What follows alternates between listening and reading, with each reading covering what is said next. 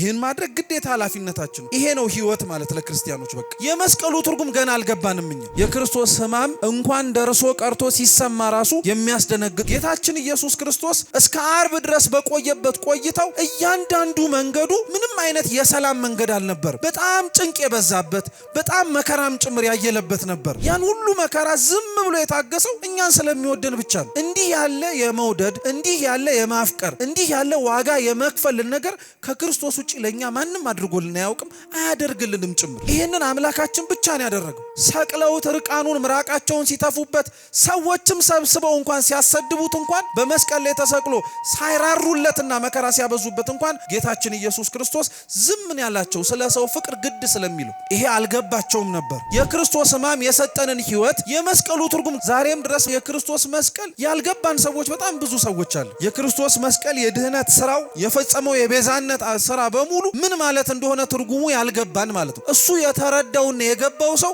ህይወቱ በሙሉ ዋጋ እንደተከፈለለት ሆኖ ነው መኖር ያለበት። መስቀሉ አልገባንም የምንለው አኗኗራችን ዋጋ እንደተከፈለለትና አምላክ ህይወቱን ሰጥቶ የኛን ሞት እንደወሰደልን አይነት አይደለም። አሁንም ድረስ በኃጢአት በነውር በክፋት በበደል የምንመላለስ ሰዎች ስለሆነ እውነተኛ ክርስቲያኖች ሆነን እውነተኛ በመስቀል ላይ የተሰበከውን ስብከትን ኖረ ነው ቢሆን ኖሮ ማንም ሰባኪ ቆሞ ባይሰብክ እንኳን ህይወታችንን አይተው ብዙ ሰዎች መማር ይችሉ ነበር። እኛ አንገታችን ላይ ያሰርነውን መስቀል የሚመስል ግን ህይወት የለንም አብዛኞቻችን። በመስቀሉ ግን የተሰበከው እንዳልኳችሁ የዓለም ድህነት ብቻ ሳይሆን እኛም እንድንከተለው የሚያስፈልገውንም ህይወትም ጭምር።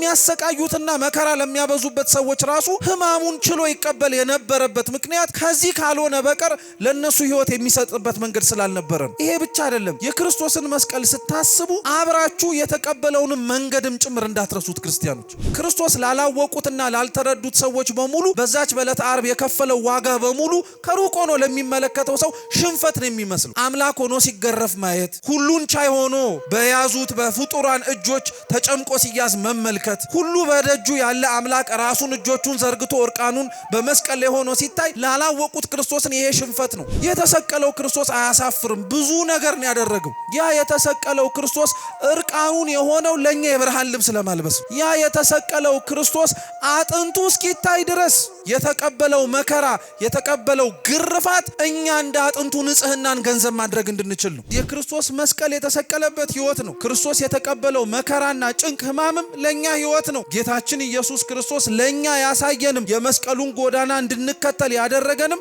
ስለዚህ ቀን ስንሰበሰብ በዚህ ቀንም ተሰብስበን ስንመካከር ስንማርም ጭምር ክርስቲያኖች ህይወት የተከፈለልን ዋጋ የተከፈለልን ሰዎች መሆናችንን አትዘንጉ። እንደ እግዚአብሔር ቅዱስ ፈቃድ ባለችን ጥቂት ደቂቃ የሐዋርያው የቅዱስ ማቴዎስ ወንጌል ምዕራፍ 16 ከቁጥር 21 ጀምሮ ተጽፎ በሚገኘው አምላካችን መድኃኒታችን ኢየሱስ ክርስቶስ ባስተማረው የመጽሐፍ ቅዱስ ክፍል መነሻ አድርገን የምንማር ይሆናል።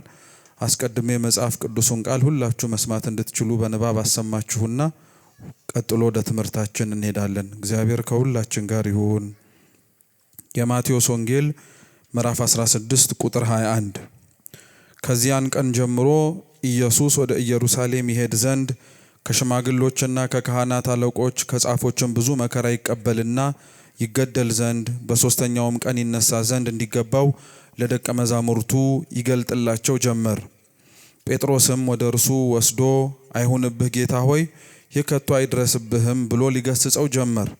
እርሱ ግን ዘወር ብሎ ጴጥሮስን ወደ ኋላ ይሄድ አንተ ሰይጣን የሰውን እንጂ የእግዚአብሔርን አታስብምና እንቅፋት ሆነህብኛል አለው። በዚያን ጊዜ ኢየሱስ ለደቀ መዛሙርቱ እንዲህ አለ፣ እኔን መከተል የሚወድ ቢኖር ራሱን ይካድ መስቀሉንም ተሸክሞ ይከተለኝ። ነፍሱን ሊያድን የሚወድ ሁሉ ያጠፋታል፣ ስለ እኔ ግን ነፍሱን የሚያጠፋ ሁሉ ያገኛታል። ሰው ዓለሙን ሁሉ ቢያተርፍ ነፍሱን ቢያጎድል ምን ይጠቅመዋል? ወይስ ሰው ስለ ነፍሱ ቤዛ ምን ይሰጣል? የሰው ልጅ ከመላእክት ጋር በአባቱ ክብር ይመጣ ዘንድ አለውና ያን ጊዜም ለሁሉ እንደ ሥራው ያስረክበዋል። እውነት እላችኋለሁ የሰው ልጅ በመንግስቱ ሲመጣ እስኪያዩ ድረስ እዚህ ከሚቆሙት ሞትን የማይቀምሱ አንዳንድ አሉ አለ። ስለ ቅዱስ ቃሉ የአምላካችን የልዑል እግዚአብሔር ስም የተመሰገነ ይሁን።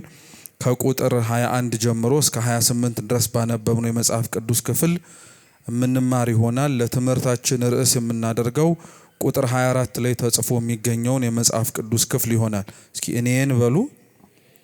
እኔን መከተል የሚወድ ቢኖር ራሱን ይካድ መስቀሉንም ተሸክሞ ይከተለኝ።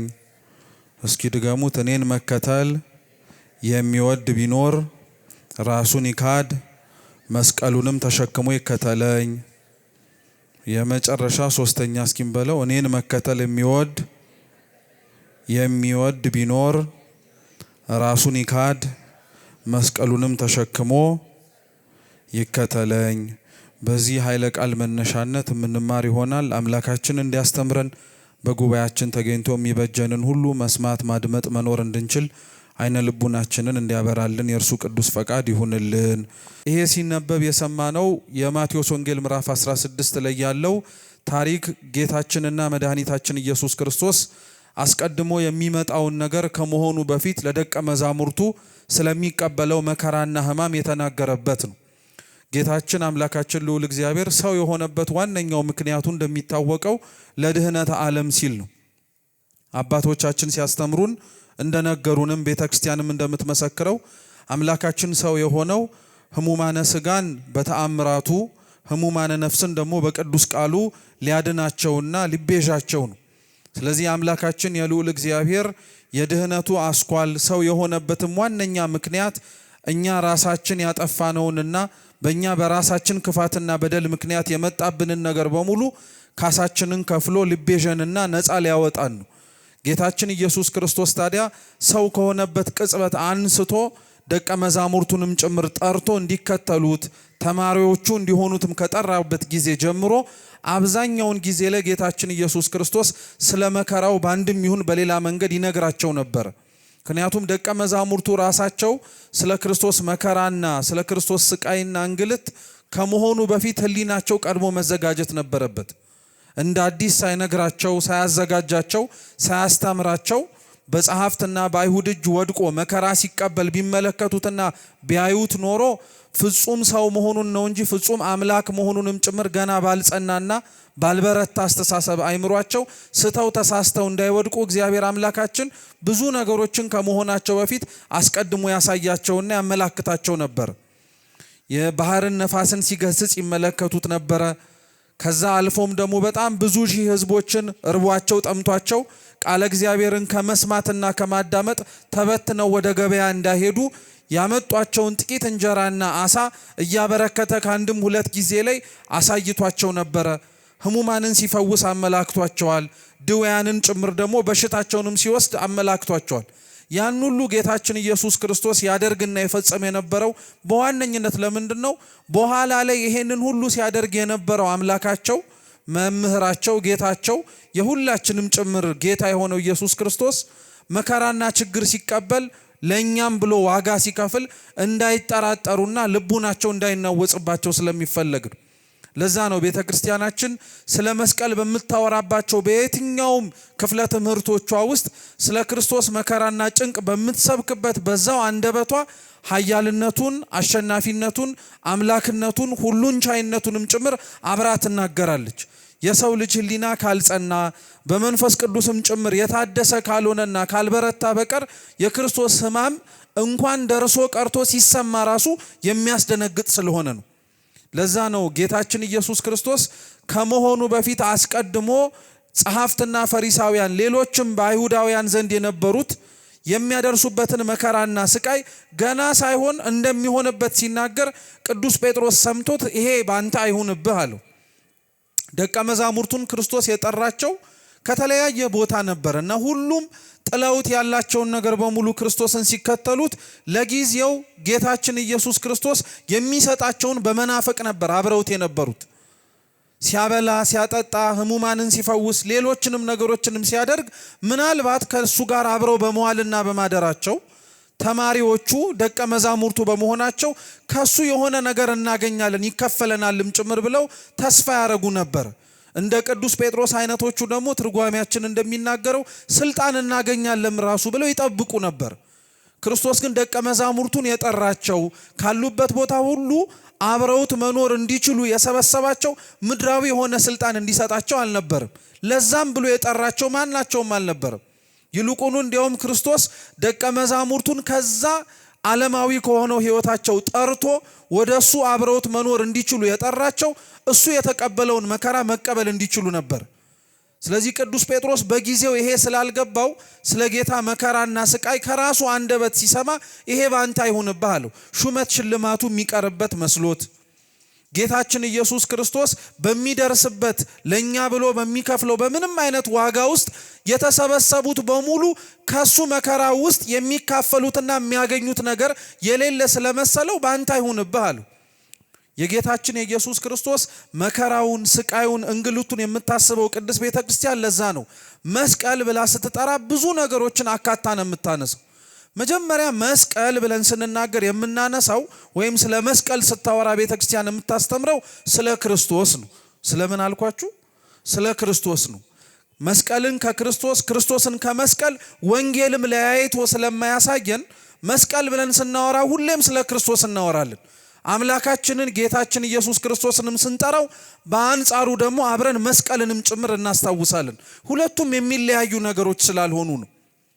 ለዛ ነው መስቀል ብለን መጀመሪያ ስናወራ የምንናገረው ክርስቶስ አምላካችን ስለተቀበለው ሕማምና መከራ ነው። ቅዱስ ጴጥሮስ እንዳልኳችሁ ይሄን ክርስቶስ የተቀበለውን እቀበለዋለሁም ጭምር እያለ ይናገር የነበረው መከራ ለሱ ሊያሰጠውና ሊያስገኘው የሚችለው ምድራዊ ሹመት ስለሌለ አይሁንብህ አለው።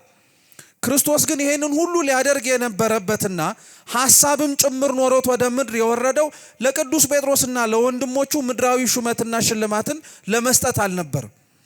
በሱ መከራ በሱ በሚያየውና በሚቀበለው የቤዛነት ስራው በሙሉ በሚባል ደረጃ ለነ ቅዱስ ጴጥሮስ የሚያልፍና ምድራዊ የሆነውን ነገር ሊሰጣቸው ሳይሆን ዘላለማዊ የሆነውን መንግስቱን ሊያወርሳቸው መንገድ ሊያሳያቸው ነበር።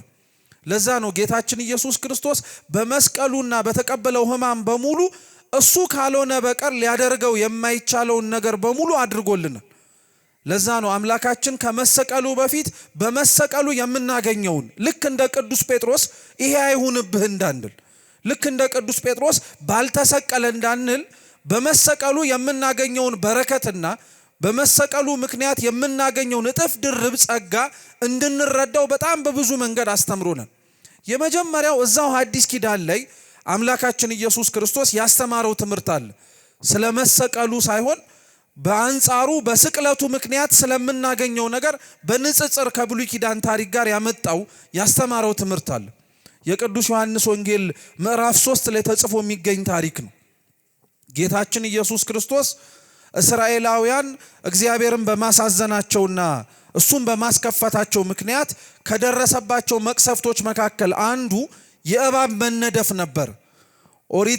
ኦሪት ዘጸአት ምዕራፍ 21 ላይ ያለ ታሪክ ነው። ታሪኩ እንደሚያስረዳውና እንደሚናገረው ከሆነ እስራኤላውያን እግዚአብሔር ያረግላቸው የነበረውን ከሰማይ መና ማውረዱን በምድርም ካለ አለት ላይ ንጹህ የሆነ ውሃንም ጭምር ሰጥቷቸው መጠጣቱ ልቡናቸውንና ስጋቸውን ጭምር ብቻ ሳይሆን ነፍሳቸውንም ሊያረካላቸው አልቻለም ነበር እና እግዚአብሔርን በጣም ያሳዝኑት ነበር። ጣዖት ያመልኩ ነበረ ሲያሻቸው። የሚያበላ የሚያጠጣቸውን እግዚአብሔርን ከድተው በሌላ የክፋትና የኃጢአት ስራ ላይ ይሰማሩበት ነበር። ስለዚህ እግዚአብሔር አምላክ ከላይ ከሰማያት መና ወርዶ ሊያበላን ይችላልን ብለው ባሙትና በተናገሩ ጊዜ ላይ መና ማውረዱን አወረደላቸው። በልተውት ጠግበው እንኳን ሳያድሩና በልተውት ጠግበውት እንኳን ጣዕሙን ሳያጣጥሙት ግን ወዲያውኑ የሚቀስፍ እባብ ሰደደባቸው። ሁሉንም ሰኮናቸውን እየነደፈ በጣም ብዙ ሺህ ሰዎች በዛች ዕለት ላይ ረገፉ። ወዲያውኑ ያሙትና እግዚአብሔርንም ጭምር በንግግራቸው ያሳዘኑት እስራኤላውያን መሪያቸው ለነበረው ለሙሴ ሄደው ጠየቁት። እባክህ ጸሎትን አድርግልን፣ ለምንልን፣ እግዚአብሔር ከዚህ ከመጣብን የእባብ መቅሰፍት እንዲታደገን እባክህ ጠይቅልን አሉት። ሙሴም ወደ እግዚአብሔር ጸለየ፣ ህዝቡን እንዲያድን፣ ህዝቡን እንዲምር፣ ይቅር እንዲላቸው ማለደላቸው። እግዚአብሔርም ለሙሴ አዘዘው፣ ከነሐስ የተሰራ እባብ በዓላማ ወይንም ደግሞ ከፍ ባለ እንጨት ላይ ሰቅለህ ለህዝቡ እንዲመለከቱት አድርጋቸው። ያንም በተመለከቱትና ባዩት ጊዜ ላይ እባብን የተነደፉት በመርዙም ጭምር ሊሞቱ የተቃረቡት በሙሉ ይድናሉ አሉ። ጌታችን ኢየሱስ ክርስቶስ ይሄን ታሪክ ጠቅሶ ስለ ራሱ መሰቀል ከመሰቀሉ በፊት ነግሯቸው ነበር። ይሄን ታሪክ ያነሳው ለምን መሰላችሁ? የመሰቀሉን ጥቅም ማወቅ እንዲችሉ ነው። እስራኤላውያን ቀስፏቸው ከነበረና ሰኮናቸውን እየነደፈ ከመጣባቸው እባብ የዳኑት ሙሴ የሰራውን ከነሐሱ የተሰቀለውን ከፍ ብሎ የተንጠለጠለውን እባብ ተመልክተው ነበር። ዛሬ ይሄ እባብ በነገራችን ላይ ለብዙ አይነት የቤተ ክርስቲያን ምልክቶች ወይም ዓለማዊ የሆኑ ቦታዎችም ይጠቀሙታል። ለምሳሌ በቤተ ክርስቲያናችን ብፁዓን አበው ሊቃነ ጳጳሳት ይጠቀሙታል። የሊቃነ ጳጳሳቱን ወይም ቅዱስ ፓትርያርኩን በትረ ሙሴ የተመለከታችሁት ከሆነ ከላዩ ላይ የነሐስ እባብ የሚመስል እባብ ምልክቶች አሉ። ታሪኩ የሚመነጨው ከዚህ ነው። ታሪኩ የሚመነጨው መነሻ ምክንያቱም ይሄን ነው። ይሄን ታሪክ የገባው ሰው ቅዱስ ፓትርያርኩ የሚይዙት የበትረ ሙሴ ምሳሌነቱና ዓላማውም ይረዳል። ከቅዱስ ፓትርያርኩ ውጪ ደግሞ ይሄ በዓላማ የተሰቀለው እባብ ሌላ ቦታ ብትፈልጉት የምታገኙት ፋርማሲ ነው። ፋርማሲ ስትገቡ ወይ በፋርማሲ ታፔላ ላይ አይታችሁ አታውቁም? አይታችሁ አታውቁም? የቆመ እንጨት ላይ የተንጠለጠለ ወይም የተጠመዘዘ እባብ ቆሞ እና ብዙ ሰው ግራ ይጋባል። እባቡን ከፋርማሲው ጋር ምን አገናኙ? እባብኛ የምናውቀው መርዝ ሲኖረው ነው። ነድፎ ሰውን ሲያጠፋና ሲገድል ነው። የሚመጣበትም ሰው ሲጸየፈውና ዞር በልልኝ ብሎ ሲያባረው አሊያም ቀጥቅጦ ሲገለው ነው የምናውቀው። ይሄኛው እባብ ግን የተለየ ምስጢር ስላለው ይሄኛው እባብ አንደኛ ከነሐስ የተሰራ ነው። ምን ማለት ነው? ያ የነሐሱ እባብ ልክ እስራኤላውያንን ነድፏቸው ሕይወትን እንዲያጡ ሞት እንዲመጣባቸው እንዳደረገው እባብ መርዝ የሌለው እባብ ነው አንደኛ። ሁለተኛ ይሄኛው እባብ ከፍ ብሎ የተሰቀለ እባብ ነው። ያኛው መሬት ላይ እየሄደ ወይንም ደግሞ በመሬት ላይ እየተመላለሰ ሰኮና ሲነድፍ የነበረ ነው። ይሄኛው ግን ከፍ ብሎ የተሰቀለ እባብ ነው። ሶስተኛ ይሄኛውን እባብ እየተመለከቱትና እያዩት የሚሸሹት የሚርቁት ነው። ይሄኛው እባብን ግን በነሐሱ የተሰራውንና በዓላማ ላይ የተሰቀለውን ግን ለማየት የሚናፍቁት ነው።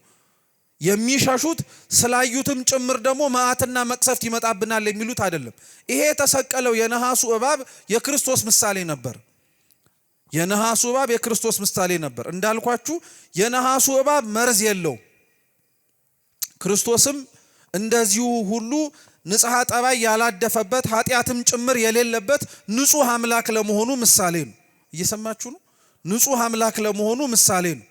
ሁለተኛው የነሐሱ እባብ የተሰቀለው ምኑ ላይ ነው? እንጨት ላይ ነው። ከፍ ብሎ ነው።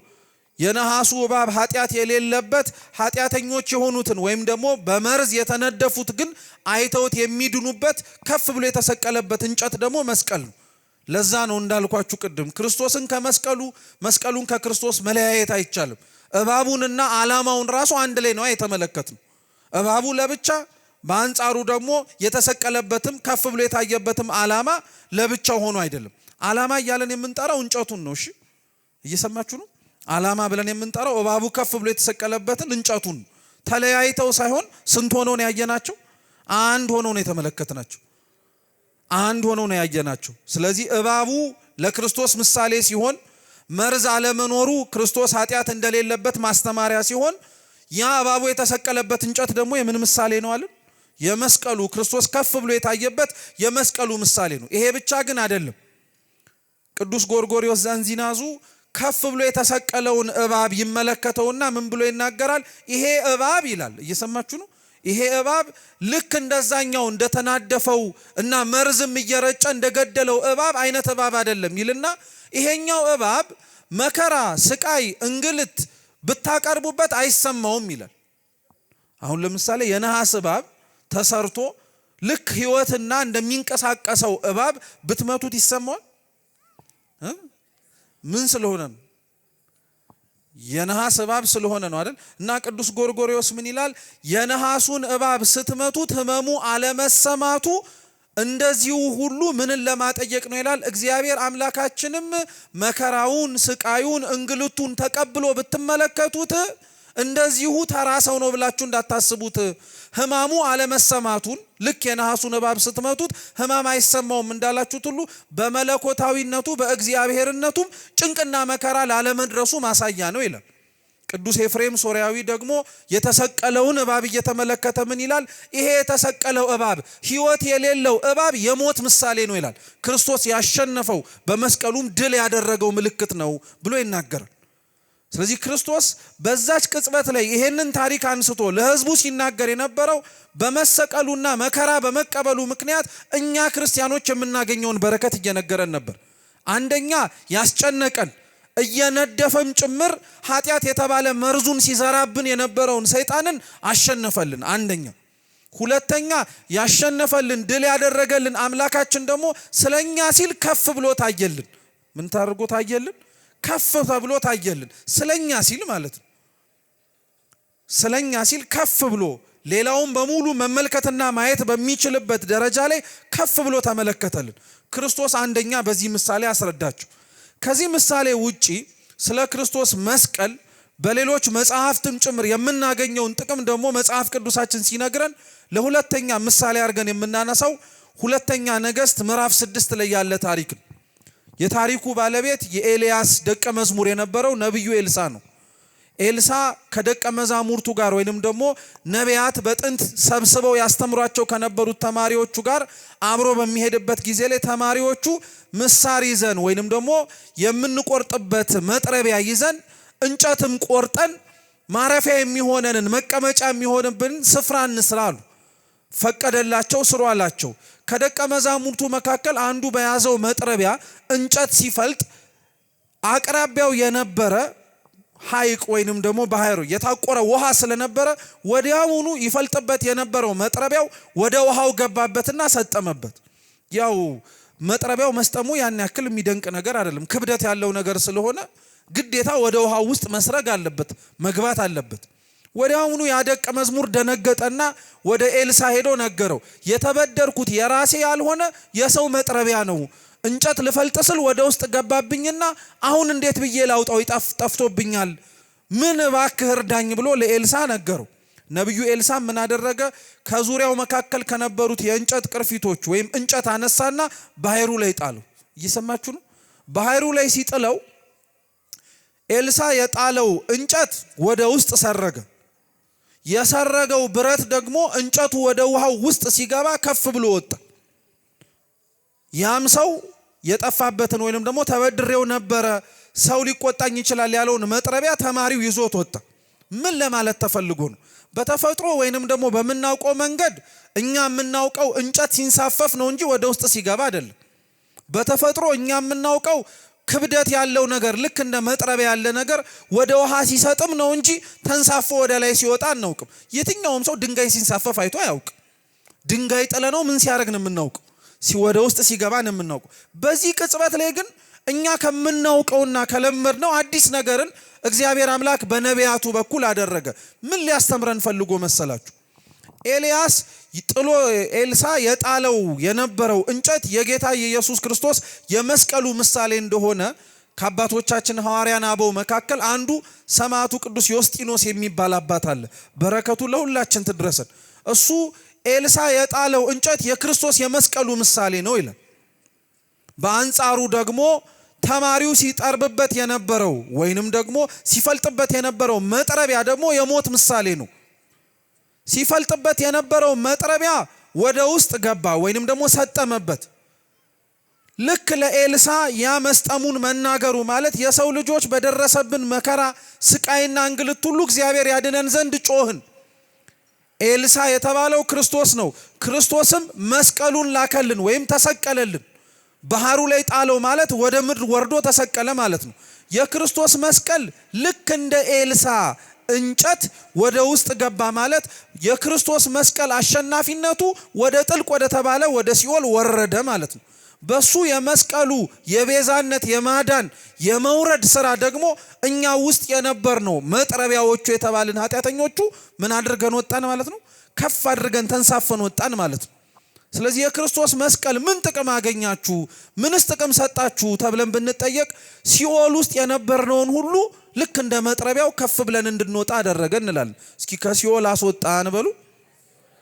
ከሲኦል አስወጣን ማለት ነው። ስለዚህ ይሄም ጴጥሮስ ስላልተረዳ ጌታ ሆይ ይሄ በአንተ አይሁንብህ ብሎ ተናገሩ። ጌታችን ኢየሱስ ክርስቶስ ግን እንዳልኳችሁ ስለ መስቀሉ ሲናገር፣ ስለ ሕማሙ ሲናገር ጴጥሮስ ያልተረዳው የመጀመሪያው ነገር ቢኖር ሕማሙና እንግልቱ ሊሰጠው የሚችለውን በረከት፣ ሕማሙና እንግልቱን በመከተሉ ምክንያት ሊያገኘው የሚችለውን ረድኤት ስላልተረዳው ነው ይሄን ያልነው። ዛሬም ድረስ በነገራችን ላይ የክርስቶስ መስቀል ያልገባን ሰዎች በጣም ብዙ ሰዎች አሉ።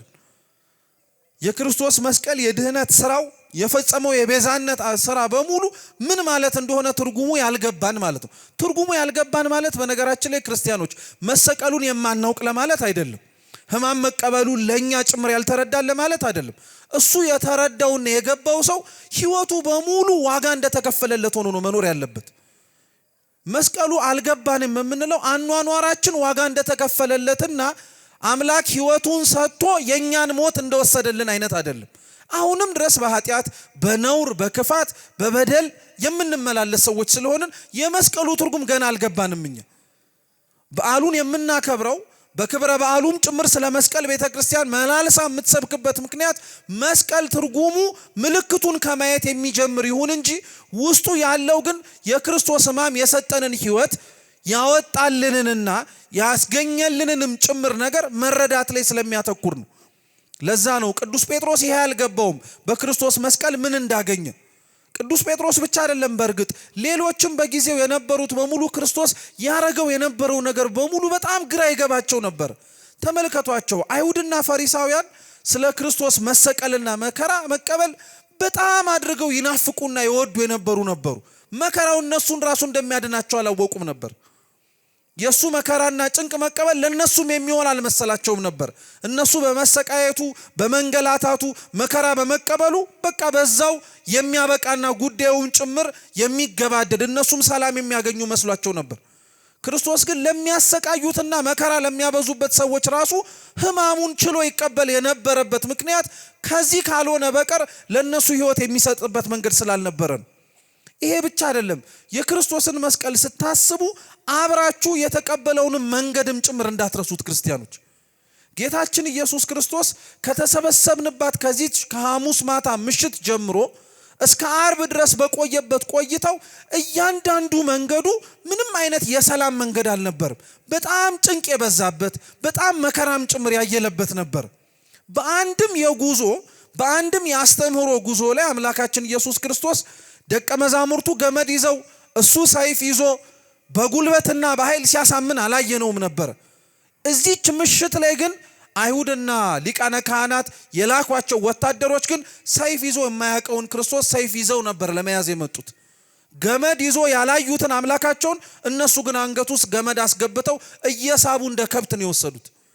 መውሰድ ብቻ አይደለም፣ በፊት ለፊቱም በጀርባውም እየጣሉ ነበር የወሰዱት። ያ ብቻ አይደለም፣ ፍርድ በማይደረግበት ፍርድ ቤትም ጭምር ተሰብስቦ የአይሁድ ሸንጎ ምንም አይነት ምክር በማይፈጽምበት በማታው ክፍለ ጊዜ ነበረ ክርስቶስ ሲከሰስ የነበረው። በየትኛውም የዓለም ስርዓት ይሄን ማንም ሰው ያውቀዋል። በማታ የሚከፈት ፍርድ ቤት አለ? የለም። በማታ ተሰብስቦ ምክር ተመክሮበት ውሳኔ የሚሰጥበት ፍርድ ቤት የለም። ለክርስቶስ ግን ሲሆን ያንን አድርገውታል አይሁድ። ይሄንንም ችሏል። ዝም ምን ያላቸው በዛም ቦታ ላይ አቁመውት ሐናና ቀያፋ ከፊት ለፊቱ ቆመው ሲፈርዱበት ሲመረምሩት ስህተትን እናገኛለን ብለው ከንግግሩ ከትምህርቱ ከተግባራቱ ሲያወሩት ክርስቶስ ምንም አላለም። ዝምታው ራሱ በቂ መልስ ነበረ። እነሱ ግን ሊረዱት አልቻሉለትም ነበር። ያም ብቻ አይደለም፣ በወዳጆቹ አብሮ ደግሞ ሰው ሆኖ ሊያድናቸው በተመላለሰ በሕዝቡ መካከል ብቻ ሳይሆን አሳልፈውም ጭምር ለማያውቁት እኮ ለሮማውያን ሰጥተውታል ክርስቶስን። በእነሱም ፊት ተመርምሯል። ያኔም ዝም ብሏል። አንድ ሰው ከመሰቀሉ ወይም ደግሞ የሚሰቀል ከሆነ አይገረፍም፣ የሚገረፍም ከሆነ አይሰቀልም። ክርስቶስን ገርፈው ነው የሰቀሉት። ፍርድን አጉድለውበታል። በማታ መመርመር አይቻልም ብያችኋለሁ። ተሰቅሎ መገረፍ ተገርፎ መሰቀል የሚባል ነገር አልነበርም። እሱን ግን ይሄንንም አድርገውበታል። ይሄንን ሁሉ መከራ፣ ይሄንን ሁሉ ጭንቅ፣ ይሄንን ሁሉ ስቃይ ሲታገስና ዝም ብሎ አምላካችን ሲቀበለው የነበረው ከነሱ ከሚወርድበት ከጅራፉ ከነሱ ከጎነጎኑትና ራሱ ላይ ከጣሉበት ከሾህ አክሊሉ በላይ ጥልቅ ሆኖ ይሰማውና ያሞ የነበረው የኛ ፍቅር ስለነበረ ነው። ሌላ ምንም ነገር ኖርበት አይደለም። ያን ሁሉ መከራ ዝም ብሎ የታገሰው እኛን ስለሚወደን ብቻ ነው። እንዲህ ያለ የመውደድ እንዲህ ያለ የማፍቀር እንዲህ ያለ ዋጋ የመክፈልን ነገር ከክርስቶስ ውጪ ለኛ ማንም አድርጎልን አያውቅም፣ አያደርግልንም ጭምር። ይሄንን አምላካችን ብቻ ነው ያደረገው። እና ቅዱስ ጴጥሮስ ብቻ አይደለም እንዳልኳችሁ፣ ሌሎችም ይሄም ያደረገውን ድርጊት አልገባቸውም ነበር። ሰቅለውት ርቃኑን ምራቃቸውን ሲተፉበት ሰዎችም ሰብስበው እንኳን ሲያሰድቡት እንኳን በመስቀል ላይ ተሰቅሎ ሳይራሩለትና መከራ ሲያበዙበት እንኳን ጌታችን ኢየሱስ ክርስቶስ ዝም ያላቸው ስለ ሰው ፍቅር ግድ ስለሚለው ይሄ አልገባቸውም ነበር። ስለዚህ ልክ እንደ ቅዱስ ጴጥሮስ እንዳልኳችሁ ይሄ አይሁንብህ የሚል ሰው ካለ ስለ ክርስቶስ መከራ መስቀል መቀበልና ስለ መስቀሉም ጭምር ስለሚመጣበት ነገር በሙሉ ያለ መረዳት ያለ ማወቅ በመስቀሉ ያገኘውንም ሕይወትም ጭምር ያለ መረዳት ምክንያት ጌታችን ግን ቅዱስ ጴጥሮስ ለተናገረው ቅዱስ ጴጥሮስም ደግሞ አይሁንብህ ላለው የመጀመሪያው ንግግሩ የመለሰለት መልስ በጣም የሚደንቅ ነበር። ሂድ ወግድ አንተ ሰይጣን ያለው ጴጥሮስን አልነበረም እንደዛ ሲል የነበረው። የጴጥሮስ ንግግር ሹመት እንዳይርቅበት የተናገረው ይመስልኛል እንጂ በውስጥ አዋቂነት ይወራ የነበረው ሌላ ነገር ነበር። የክርስቶስን አለመሰቀል መከራ ለመቀበል ይወድ ይናፍቅ እንዳይሆን ይፈልግ የነበረ ቢኖር ሰይጣን ብቻ ነው፣ ሌላ ማንም አይደለም። ሌላ ማንም አይደለም። ለመስቀል ጠላቱ ሰይጣን ብቻ ነው። ለመስቀል ጠላቱ ዲያብሎስ ብቻ ነው። እና የሱ የግብር ልጆች የሆኑት ስራውን የሚመስሉት በሙሉ መስቀልን አይወዱትም። ሌላው በሙሉ ግን መስቀልን ሲያየው የሚያየው የሞተውን አምላኩን ብቻ አይደለም፣ ሕይወት የሰጠውንም ጌታውንም ጭምር ነው። ዛሬ መስቀልን ስናየው የምናለቅሰው ለቅሶ እውነት ነው፣ ጌታ የተቀበለውን ሕማም በማሰብ በማስታወስ ነው። መስቀልን አይተን የምንደሰተው ደስታ ግን የኛ ሞት ርቆ ሕይወትን ያገኘ ነው። በምኑ አማካኝነት ስለሆነ ነው? በመስቀሉ ብቻ ስለሆነ ነው። በመስቀሉ ብቻ ስለሆነ ነው። ስለዚህ ወግድ አንተ ሰይጣን አሉ። ይሄ ያንተ ሐሳብ አይደለም ቅዱስ ጴጥሮስ አሉ። ከኛ ሐሳብ እንግዳ የሆነ ከኛ ሐሳብ ውጪ የሆነ ምንም አይነት ነገር ሲመጣ በነገራችን ላይ ወግድ አንተ ሰይጣን እንላለን። መጽሐፈ መነኮሳት በነገራችን ላይ ለዚህ ምስክር ነው። ክርስቲያኖች በጸሎት ሰዓት፣ በተመስጦ ሰዓት፣ በቅዳሴ ሰዓት ቅዱስ ንባብ በሚያነቡበት ቅዱሳት መጽሐፍትን በሚመረምሩበት ሰዓት ሰይጣን ከሚፈትናቸው ፈተናዎች መካከል አንዱ የሐልዮ ፈተና ነው፣ የሐሳብ ፈተና ነው። እነሱ ያላሰቡትን እንዲያስቡ ሊሆን ይችላል። አለበለዚያ ደግሞ የስድብ ቃላትን ጭንቅላታቸው ውስጥ ያመጣባቸዋል። በጣም ብዙ ክርስቲያኖች በዚህ ይቸገራሉ። እንዲህ ሲሉ መጽሐፈ መነኮሳት ሁለት ነገሮችን እንድናደርግ ያዘናል። አንደኛ በትምህርተ መስቀል አማትባችሁ ልክ ክርስቶስ ለቅዱስ ጴጥሮስ እንዳለው ወግድ አንተ ሰይጣን በሉ ይላል። ሐሳቡ የእናንተ ሳይሆን የማን ስለሆነ? የጠላት ስለሆነ። ሁለተኛው ደግሞ የእመቤታችንን ጸሎት እንድንጸልይ ያዛል። እርሱም አንዲት ቃል ናት። በነገራችን ላይ ነፍሴ እግዚአብሔርን ታላቅ ታደርገዋለች የምትለው አትገርም? እቺን ጸሎት ብቻ አድርጓት ይላል መጽሐፈ መነኮሳት። ምክንያቱም የነፍሴ እግዚአብሔርን ታላቅ ታደርገዋለች የሚለው የእመቤታችን የጸሎቷ የመጀመሪያው ሐረግ የቅድስና ምልክትም ጭምር። ሰው በስጋው በተለያየ ነገር እግዚአብሔርን ሊያከብር ይችላል። ጾሞ ጸልዮ ሰግዶ መጽውቶ መከራንም ጭምር ተቀብሎ ነፍሴ እግዚአብሔርን ታከብረዋለች ማለት ነፍሴ ከኃጢአት ተለይታ ለእግዚአብሔር ባሪያው ሆና ትገዛለታለች ማለት ነው።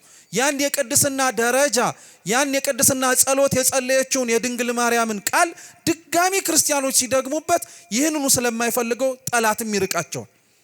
ስለዚህ ክርስቶስ መጀመሪያ ለቅዱስ ጴጥሮስ ሐሳቡ ያንተ ስላልሆነ ይሄን ሐሳብ ያሳሰበህን ሰይጣን ይራቅ ካንተ አለው።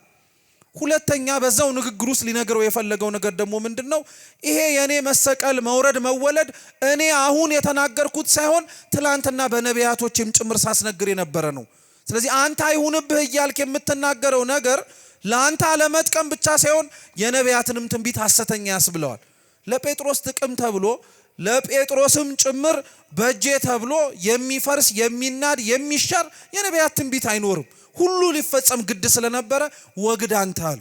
የነቢያት ትንቢት ሊፈጸም ግድ ነው፣ በቃ መፈጸም አለበት አሉ።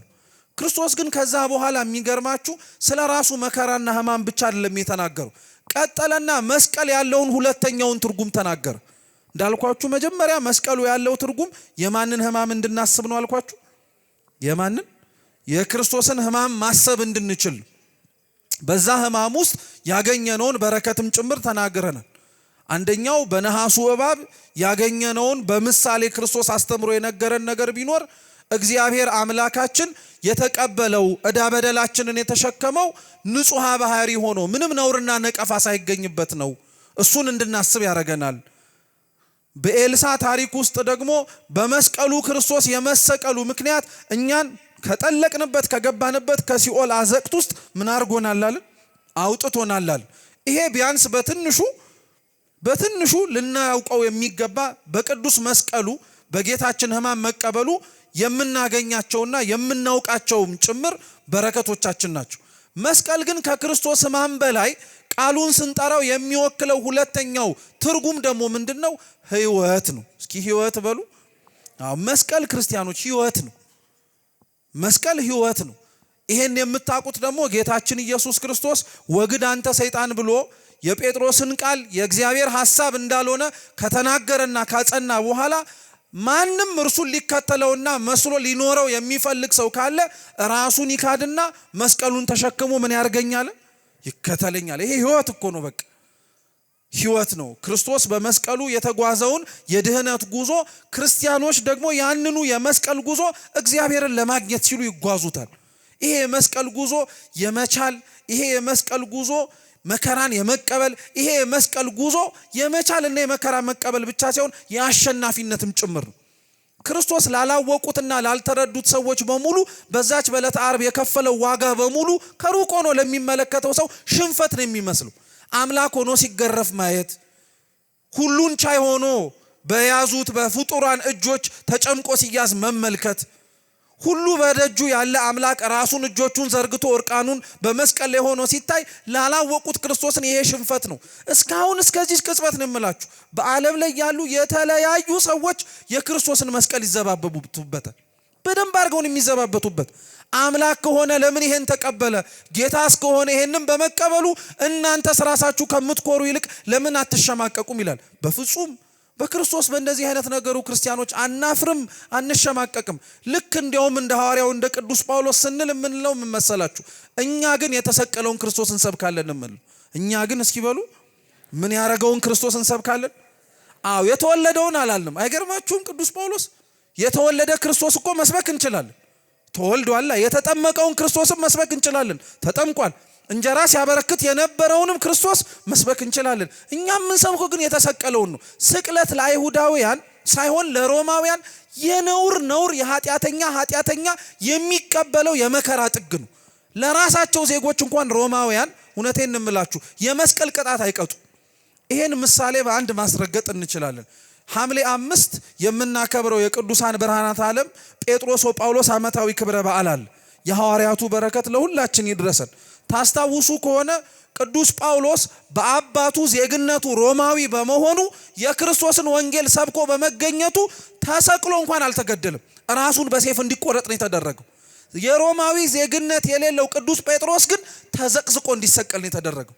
ለክርስቲያኖች ክርስቶስን መስበክ ክብራቸው ሲሆን ላልገባቸው አሕዛብ ግን ይሄንን ሰብከው መገኘታቸው የሚያሰቅላቸው፣ የሚያስፈርድባቸው፣ የሚያስፌዝባቸውም ነበር።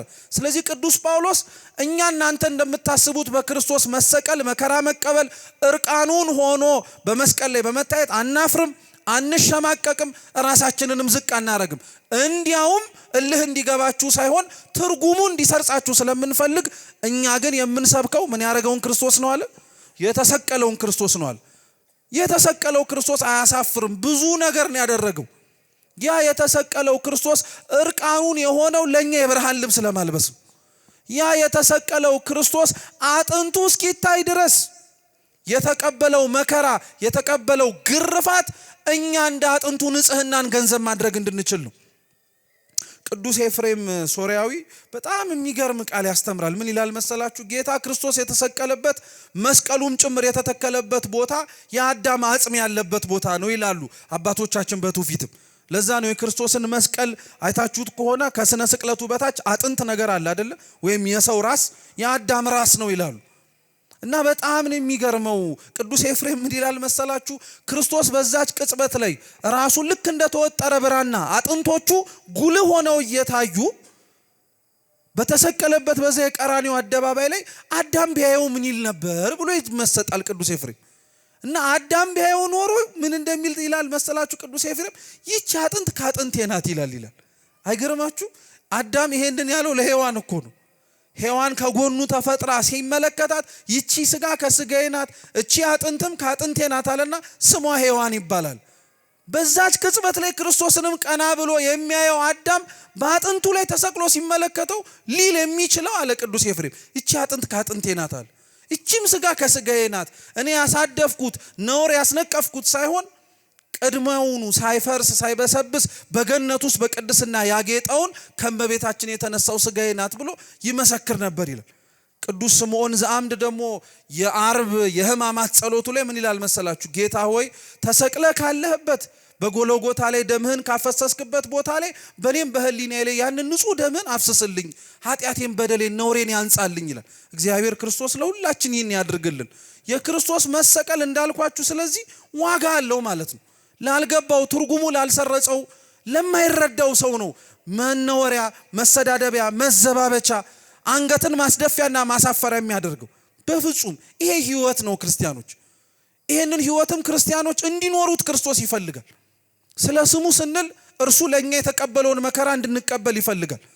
ስለ ስሙ ስንል እርሱ ለኛ የተቀበለውን ግርፋት እኛም ለሱ እንድንቀበል ይፈልጋል። ዛሬ አሁን የምንቀበለው ግርፋት በነገራችን ላይ ጅራፍ ተነስቶ ጀርባችን ላይ የሚያርፍ ላይሆን ይችላል።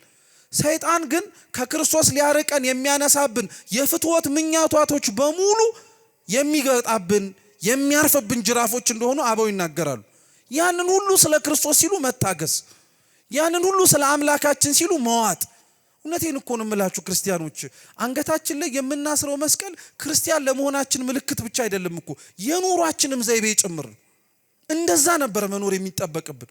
እውነተኛ ክርስቲያኖች ሆነን እውነተኛ በመስቀል ላይ የተሰበከውን ስብከትን ኖረ ነው ቢሆን ኖሮ ማንም ሰባኪ ቆሞ ባይሰብክ እንኳን ህይወታችንን አይተው ብዙ ሰዎች መማር ይችሉ ነበር። እኛ አንገታችን ላይ ያሰርነውን መስቀል የሚመስል ግን ህይወት የለንም አብዛኞቻችን። በመስቀሉ ግን የተሰበከው እንዳልኳችሁ የዓለም ድህነት ብቻ ሳይሆን እኛም እንድንከተለው የሚያስፈልገውንም ህይወትም ጭምር ነው። ክርስቶስ ይሄንን ህይወት ለመከተል ደግሞ መስቀሉንም ተሸክሞ አብሮ ለመጓዝ በሚደረገው መንገድ ላይ የመጀመሪያ ቅድመ መስፈርት ያደረገው ነገር ራስን መካድ ነው። እስኪ ራስን መካድ በሉ። አው ሰው ራሱን ሳይክድ የክርስቶስን መስቀል መሸከም አይችልም። ቢሸከም እንኳን ይከብደዋል። ራስን መካድ ማለት ምን መሰላችሁ? ራስን መካድ ማለት አንደኛ ራሱ ወንጌላችን ወረድ ብሎ ሲናገር ምን ይላል? ማንም ነፍሱን ሊያገኛት ወይንም ደግሞ ሊያተርፋት የሚወድ ቢኖር ይጣላት ይላል አይደል? ትርጓሜያችን ምን ይላል? ማንም ነፍሱን ሊያተርፍ የሚወድ ቢኖር ራሱን ወይንም ደግሞ ነፍሱን በገራይተ ጥምቀት በጥምቀት ጉድጓድ ውስጥ ይጣላት ይላል። የክርስቶስን መከራ መስቀል ለመሸከም ራሱ የመጀመሪያው ቅድመ መስፈርት ጥምቀት ነው። ምን አልኳችሁ? ጥምቀት ነው። ይሄን እግዚአብሔር ይመስገን በ40 በ80 ቀን አብዛኞቻችን አግኝተነዋል። ከዛ በኋላ ያለው ግን ምንድነው የምትሉ ከሆነ የተጠመቁ ክርስቲያኖች በሙሉ ራሳቸውን መካድ አለባቸው ተብሎ ሲናገር ራስ ወዳድነታቸውን መስቀል አለባቸው ማለት ነው። በቃ ከነፍሳችሁ በላይ ከስጋችሁ በላይ ክርስቶስን መውደድ አለባችሁ። ሁላችንም መውደድ አለብን። ይህ አይነቱ ህይወት ከሌለን እውነቴን ነው የምላችሁ መስቀሉን ራሱ እንደተሰቀለና እንደ ቤተ ክርስቲያን ምልክት አድርገን ከማየት ባለፈ ህይወት ሊሆነን አይችልም። በቃ አብዛኞቻችን ራስ ወዳድ ነን። አብዛኞቻችን ለራሳችን ጥቅም ብቻ ነው የምንመላለሰው።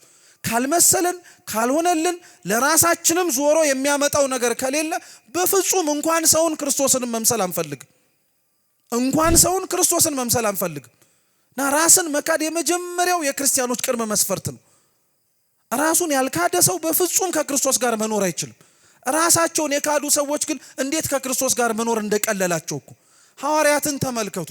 ራሳቸውን መካድ መጀመሪያ የጀመሩት ያላቸውን ነገር በሙሉ ጥለው በመከተል።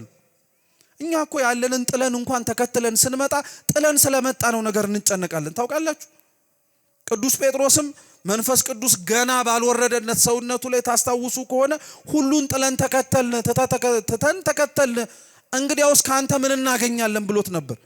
ክርስትና ገና ያልገባን ሰዎች ስለ ክርስቶስ ብለን የተውነውን ነገር በሙሉ ብድራቱን ቶሎ ነው ማግኘት የምንፈልገው። ይሄን ጥዬልህ መጣሁ አትሉ በሉት ለእግዚአብሔር።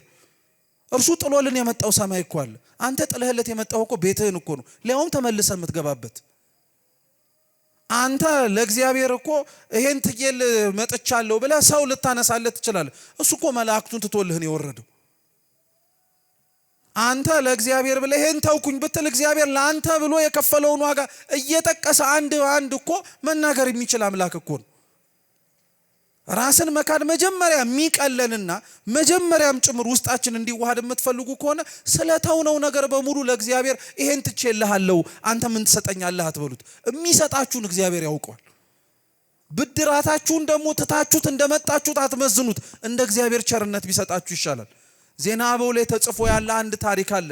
ሰው ስለራሱ ሰው በራሱም ጭምር ስላደረገው ስለ እግዚአብሔር ዋጋ ብድራቱን እንዴት አድርጎ መቀበል እንዳለበት አስተማሪ የሆነ ታሪክ ነው።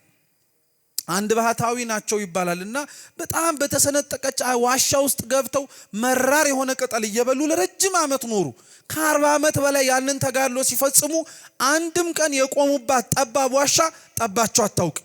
አንድም ቀን ሲበሉት የነበረው መራር የሆነ ቅጠል ምሬቱም ተሰምቷቸው አያውቁም። የቆዩበት ጊዜ ርዝማኔ አስለምዷቸው አይደለም፣ የእግዚአብሔር ቸርነት አብሯቸው ስለነበረ ነው። ከዓመታት ቆይታ በኋላ ዋጋቸውን ይሰጣቸው ዘንድ ራሱ መድኃኔ ዓለም ክርስቶስ ተገለጠለት። እንግዲያውስ ወዳጄ እንደ ስራ ልክፈልህ ወይስ እንደ ቸርነት ያላቸው። ስራቸው የ40 ዓመት ተጋድሎ ነው። የተዉትን ነገር አሰቡት። ዋጋ ከፍለው ሲመጸውቱ፣ ዋጋ ከፍለው ሲያደርጉ የነበሩትን ተጋድሎ በሙሉ አሰቡት። መከራ መስቀሉን ለመሸከም ራሳቸውን የካዱበትን መጠንም ጭምር በደንብ አድርገው አውጠነጠኑት። እንደ ስራዬ ክፈለኝ አሉት ለእግዚአብሔር። እንግዲያውስ ይሁንልህ እንዳፈ ያርገዋል። ወዲያውኑ ያንን ከእግዚአብሔር ቃል ሰምተው ተመልሰው ከወጡበት ዋሻ ከዛች ከተሰነጠቀች አለት ልግባ ስትሉ ወይም ሲሉ ወዲያውኑ ጥበቱ ታወቃቸው። የሚበሉበት ሰዓት ደርሶ ደግሞ ያንን መራር የሆነውን ቅጠል ጣፍጦ የሚበሉት የነበረውን ሲያስቀምጡት ከመላሳቸው ምሬቱ ታወቃቸው። በጣም ደነገጡ። ለካ ጠባቡን ሰፊ መራሩንም ጣፋጭ አድርጎ ያኖራቸው የሥራቸው ቆይታ ሳይሆን የማን ቸርነት ነው? መስቀሉን እንድንሸከም ያደረገን የኛ የመሸከምና የጉልበት አቅማችን ስለበዛ አይደለም፣ የማን ቸርነት አብሮ ስላለ ነው። በቃ ቤተክርስቲያን መከራዋን የምትሸከመው ቤተክርስቲያን ስለሚመጣባት መከራ ሁሉ ሳጠፋ ለዘላለም ጸንታ ክርስቶስ መድህኗ መጥቶ ዋጋዋን እስኪሰጣት ሙሽራይቱን እስኪያነሳት እኛንም ሰብስቦ በሰማይ እስኪያስገባን ድረስ መከራ መስቀላችንን የምንታገሰው የምንችልበት አቅም ኖሮን አይደለም፣ የእግዚአብሔር ቸርነት ስለያዘን። 40 ዓመት ድጋሚ ተጋደሉ፣ ድጋሚ መጣ። አሁንም ያኔ ግን እሳቸውን ከስተታቸው ተማሩ። እንደ ስራዬ ልክፈልህ፣ እንደ ስራ ልክፈልህ ወይስ እንደ ቸርነቴ ሲሉ አሁንስ ከስተቴ ተምሬያለሁ እንደ ምንህ ክፈለኝ አሉት። ሁላችንም እግዚአብሔር እንደ ቸርነቱ ይክፈለን። መሸከም የምንችለው መስቀሉን ለዛ ነው ልላችሁ። ትንሽ የሆነውን ነገር መተው ከመጀመር ኋላ የሐዋርያቱን ጉዞ አሁን ይሄ ቃል የተነገረላቸውን ድጋሚ ስታገኟቸው ደግሞ ሁለተኛው ራሳቸውን የካዱበት ጊዜ ደግሞ የትኛው ነው? እድገታቸውስ ወዴት ደረጃ ደረሰ ሲባል ሀብት ንብረታቸውን የተዉት በሙሉ ደቀ መዛሙርቱ እሱን ተከትለው መሄድ ከጀመሩ በኋላ ሁለተኛው ራሳቸውን መካዳቸውን ያስመሰከሩበት ደግሞ ጌታችን መድኃኒታችን ኢየሱስ ክርስቶስ ካረገ በኋላ እዛው ኢየሩሳሌም ጠብቁኝ ባላቸው ጊዜ ነው። እየሰማችሁ ነው? ከክርስቶስ እርገት በኋላ ደቀ መዛሙርቱ 10 ቀን ያህል ከእርገቱ በኋላ 10 ቀን ያህል መንፈስ ቅዱስን እስኪቀበሉ እዛው ኢየሩሳሌም ውስጥ ነበሩ። ይሄ በነገራችን ላይ በምን አይነት ቋንቋ ልንገላችሁ፣ በቃ የጦርነት አውድማ ላይ ነው መሃል ላይ የተቀመጡት። ቢገኙ የሚገደሉበት ማለት ነው። ሲወጡ ራሱ እህል ለመግዛት ተደብቀው ነው የሚወጡት። ቢገኙ በአደባባይ እነዚህ በጥባጮች የክርስቶስን ወንጌል እየሰበኩ ህዝቡን ያመሱት እነሱ ናቸው ተብለው ይፈረድባቸው ነበር። ትላንት ንብረታቸውን ተው፣ አሁን ደግሞ ህይወታቸውን ትተው ተፈራረዱ በእግዚአብሔር ላይ። በቃ አንተ እንደምታረገን አርገናል። ከዛ መንፈስ ቅዱስ ደግሞ ወረደላቸው። ተደብቀው ፈርተው ራሳቸውን ክደው ስለ ክርስቶስ አሳልፈው የሰጡት እኒ ደቀ መዛሙርት ጌታችን ኢየሱስ ክርስቶስ ቃል የገባላቸው መንፈስ ቅዱስ ከወረደላቸው በኋላ ግን የፈሩባቸው ቦታዎች ላይ ቆመው ማስተማር፣ የተሳቀቁባቸው መድረኮች ላይ ስለ ክርስቶስ መስበክን ቋሚ አገልግሎትና ህይወታቸው አደረጉት። ራሳቸውን የሚክዱበትን የመጨረሻውን ደረጃ አሳዩ ማለት ነው። ዛሬ በጥቂቱ ስለ ክርስቶስ ያልታመነ በጥቂቱ ስለሱ ብሎ የሆነች ነገርን መተው ያለመደ ሰው ነገ እንዴት ህይወቱን ሊሰጥ ይችላል ብላችሁ ታስባላችሁ? እውነቴን ነው የምላችሁ። አብዛኞቻችን በጥቂቱ ለክርስቶስ አልታመንለት። በዚህ በምድራዊውና ሰማያዊውን ስርዓት በያዘችው በቤተ ክርስቲያን ውስጥ ለህግ ለስርዓቱ ካልታመንን እንዴት አንገትን የምንሰጥ ይመስላችኋል?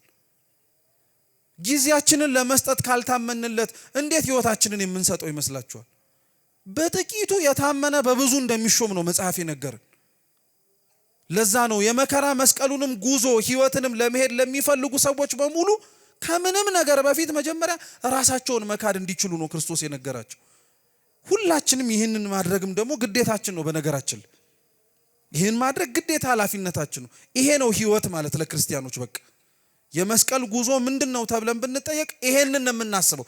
ራስን የመካድ ክርስቶስ ራሱን ክዷል ለኛ ሲል አምላክነቱን በግልጥ አድርጎ አላሳያቸውም። መከራውን ተቀብሎ ስቃዩን ተቀብሎ ችሎት ለኛ ሲል ታሞ በሚያሰቃዩት ሰዎች ፊት አቅም እንደሌለው ተቆጠረ እንጂ እኛም እኮ በሚያሰቃዩን በሚያንገላቱን ዋጋ በሚያስከፍሉን ሰዎች ፊት እኮ አቅም የሌለን ተደረገን የምንቆጠረው። እኛ ግን እንናደዳለን፣ እኛ ግን እንበሳጫለን። እኛ ግን ለምን ይሄ ሆነብን፣ ጉልበታችንን አቅማችንን ድምጻችንን ማሰማት አለብን እንናገራለን። ክርስቶስ ግን ይሄን አላደረገም ነበር። ስለኛ ሲል መናቅን፣ ስለኛ ሲል አቅም የሌለው ሆኖ መቆጠርን ወደደ፣ ፈቀደ። በቃ በዚህ መንገድ ነው ሊያገኘን የሚችለው።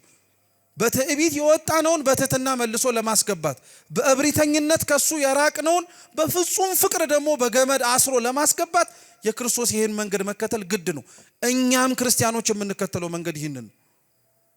ለዛ ነው የክርስቶስ መስቀል ሕማሙን ብቻ ሳይሆን ሕይወትንም ጭምር ያስታውሰናል። ሶስተኛው ስለ ክርስቶስ መስቀል ሲባል ጭንቅላታችን ላይ መምጣት ያለበት ደግሞ ነገር ምንድነው ተብሎ ቢጠየቅ ራሱ ክርስቶስ የተሰቀለበት መስቀል እንጨቱ ማለት ነው። ቅዱስ ዮሐንስ አፈወርቅ ኦሪት ዘፍጥረት ምዕራፍ 3 ላይ ያለውን ታሪክ ባጭሩ ሲያስቀምጠው ምን ይላል? የሰው ልጅ ከእግዚአብሔር ጋር ሲጣላ ሳይስማማ ቀርቶም ጭምር ከገነት ሲባረር ዋጋ ያስከፈሉት ነገሮች 3 ናቸው ይላል። አንደኛው ሞት ይላል። እስኪ ሞት በሉ። ሞት ነው። ሁለተኛው ድንግል ናት። እስኪ ድንግል በሉ። ሶስተኛው ደግሞ እንጨት ነው። እስኪ እንጨት በሉ። ስለነዚህ 3 ምክንያት ይላል ቅዱስ ዮሐንስ አፈወርቅ እንኖርበት ከነበረበት ገነት ተሰደን ወጣናል። ሴቲቱ ምክረ ከይሲን በመስማቷ ምክረ ከይሲን የሰማችው ሴቲቱ ከባለቤቷ ጋር እንጨት የተባለ በለስን በመቅጠፏ እንጨት የተባለ በለስን በመቅጠፋችን ደግሞ የመጣብን ሞት ከእግዚአብሔር ጋር አለያየናል። ያንኑ ያለያየንን መስመር ያንኑ ያለያየንን መንገድ ግን አምላካችን ሰው ሆኖ ለካሳ ሲመጣ በሙሉ አስተካከለዋል። እንዴት? የሴቲቱን ድንግልናዋን የጆሮዋን ያሳጣትን ምክረ ከይሲን ሰምታንም ጭምር ለመውደቅ ምክንያት የሆነችንን በሷ ፋንታ እመቤታችንን አቆመልን። ሔዋን የከይሲውን ወይም የሰይጣንን ምክር ሰምታ ለኛ መውደቅ ምክንያት እንደሆነች ሁሉ ዛሬ የሐዲስ ኪዳኒቱ ሔዋን ዳግሚት ተብላ የምትጠራ ድንግል ማርያም የሰማችው ምክር በእባብ ቆዳ ውስጥ ተደብቆ ያለውን የሰይጣንን ሳይሆን ከእግዚአብሔር ተልኮ በ6ኛው ወር ከፊት ለፊቷ ገብቶ የቆመውን የእግዚአብሔር መልአክ የቅዱስ ገብርኤልን ያቺኛዋ የመጀመሪያይቱ ሔዋን በሰማችው ምክር ወደ ምድር ወረድን። ሁለተኛይቱ ዳግሚት ሔዋን በሰማችው ምክር ደግሞ ድጋሚ ተመልሰን ወደ ሰማይ ለመውጣት መንገድ ተከፈተልን። ስለዚህ የሴቲቱን በሴት የሰማችውን ምክር በሌላ ምክር ለወጠ። የወደቅንበትን እንጨት ደግሞ መልሶ በሌላ እንጨት ለወጠው። እርሱም ደግሞ ምንድነው?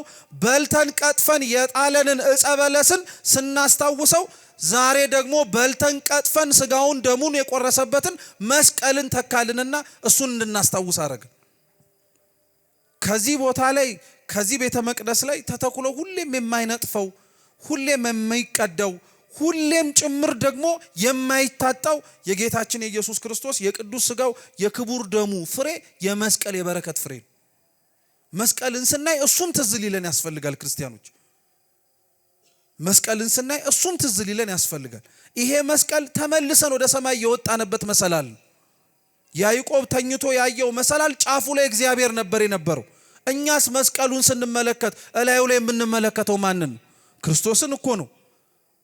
መስዋዕት ሆኖ እንደ በግ ቆሞ የዮሐንስ ራእይ ምዕራፍ 5 ላይ ሲናገር ባለ ራእዩ ቅዱስ ዮሐንስ ምን ብሎ ይናገራል? በጉንም የታረደውንም ቆሞ አየሁት ይላል።